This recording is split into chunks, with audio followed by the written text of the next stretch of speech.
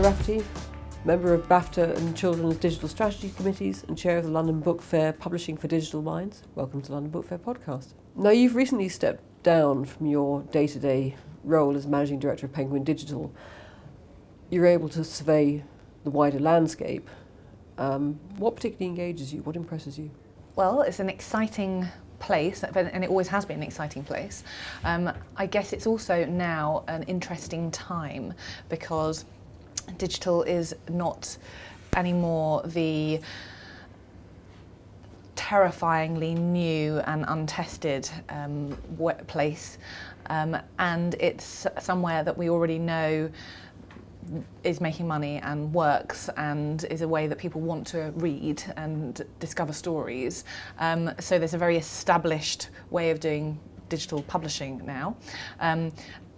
But we also still have that exciting experimental new business models, new ways of reaching readers, new ways of telling stories, landscape that's just sort of, we're mapping as we go along, but it seems to be getting bigger and bigger. Where have we got to in terms of digital growth? I mean, the angst and the baby steps seem now to be behind us, but are we kind of toddling, or we are in young adulthood, or what? You know, I really don't know. I think we're still very much at the beginning. And I think that I can't, you know, Penguin, for example, is almost 80 years old as a business, but publishing is, what, hundreds of years old, and storytelling is as old as humanity. You know, it's in a way, this is just one tiny little step along that journey. If you want to just look at the digital storytelling and publishing piece, I think we're probably just one tiny step into that too. So we're still toddling, really?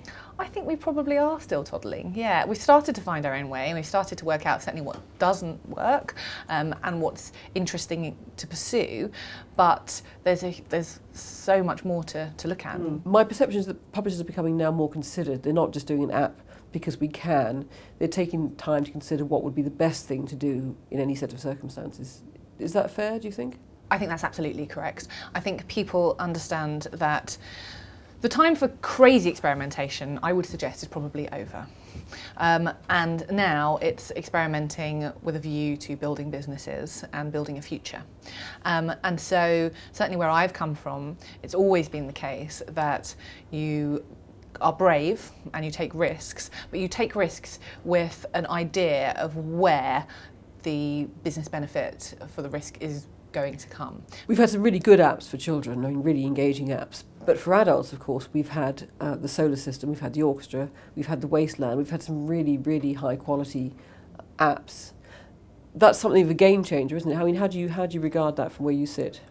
Creatively, they're incredible. They're beautiful and very satisfying, I think, for a reader to engage with. But you're absolutely right. There's so that they're incredibly well executed, and the expectation for a user, if you're talking specifically about apps, part of digital publishing, is that the user is on a device on which they can also, you know, watch incredible feature films or play games that have put, you know, £100 million into development, and their expectation is that their experience for their whatever it might be, interactive book or storytelling app or whatever it is, will be more or less along the same lines. And they don't care about the fact that publishers might not work on those budgets or have access to, you know, 70 animators in the studio that they have.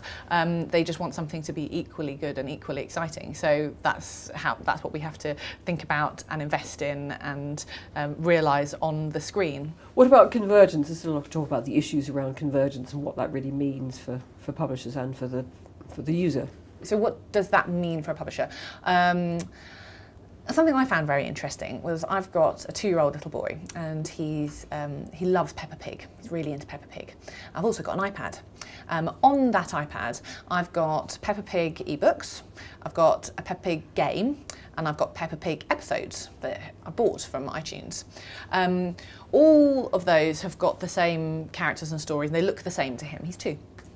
However, they act completely differently on the device. So if you touch the screen while you're watching an episode of Peppa Pig, it stops. So it's a bad thing to do. However, if you don't touch the screen while you've got a game of Peppa Pig in front of you, then you die.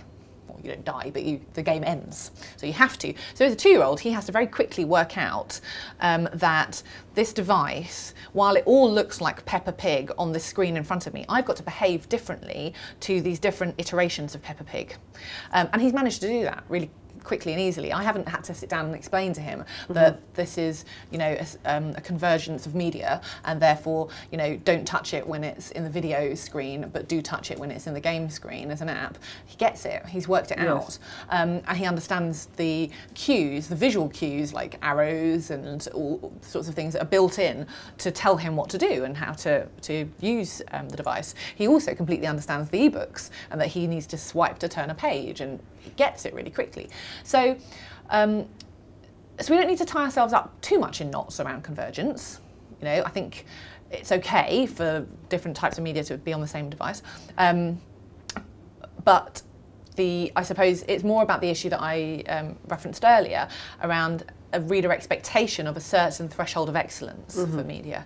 So that if you're spending your time watching feature films or playing incredibly expensively produced games, then you have an expectation of the sort of level of slickness, I guess, that you're going to get. And publishers absolutely don't want to present our incredible content in a way that makes it look bad by comparison. And that's what we need to think about, is that how we invest in delivering really excellent content in that context. Britain and America, though we like to think we're ahead of the curve and these things haven't really got to yet. I mean, are we going to see lots of exciting things coming in from Korea, say, who are obviously market focused?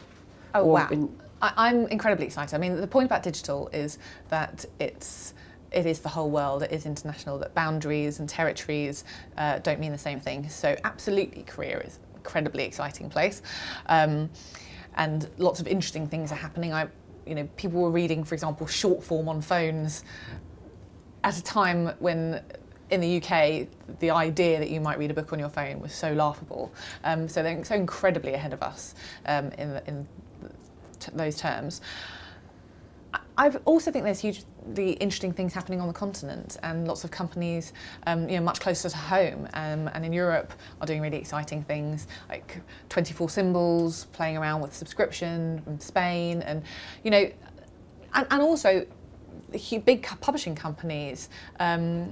You know, Gallimard, and they're doing really interesting things in France. You know, all of those people, the whole world is experimenting with digital publishing, and we may well be at different points on our journey, but I think there are exciting things to learn from everybody, and that's what's so interesting about the Digital Minds Conference, is that it's an opportunity for those people to all get in a room together and, you know, cross-pollinate and inspire one another and learn from each other, and, you know, walk away in a refreshed way with new friends and hopefully new business deals. Yes. And are we going to see a sort of Netflix equivalent for the book world, do you think?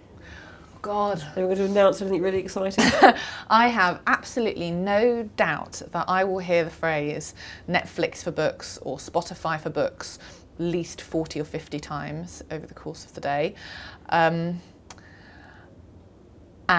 it will be incredibly interesting to hear why they all think that their product or their business is the one. Because there are a lot that I've heard about. I think it's fascinating. It feels like everyone knows it should be right and it should be the thing that will work and that consumers will want. But I haven't heard of anybody who quite answered all the questions around it. The number one question for me always being, what's in it for authors? So I can't wait to hear all of the new Netflix for books companies and what they've got to say. So a busy day in prospect, a lot of people coming to listen and to engage in question time sessions and so on. To anyone whose sort of finger is hesitating over the sort of the booking button and their credit card, what would you say? What do you think they'll get out of it, if probably hasn't been before, perhaps? I suppose the question is more, if you miss it, what's the thing that you're going to miss out on? Well, I would imagine that you're going to miss out on a huge amount of interesting conversation with clever people who are moving the industry, transforming what we do, and who are going to be the people that you're going to hear about for the following 12 months. Be there so that you can be in it right from the beginning. And Rafferty, thank you very much indeed. Thank you.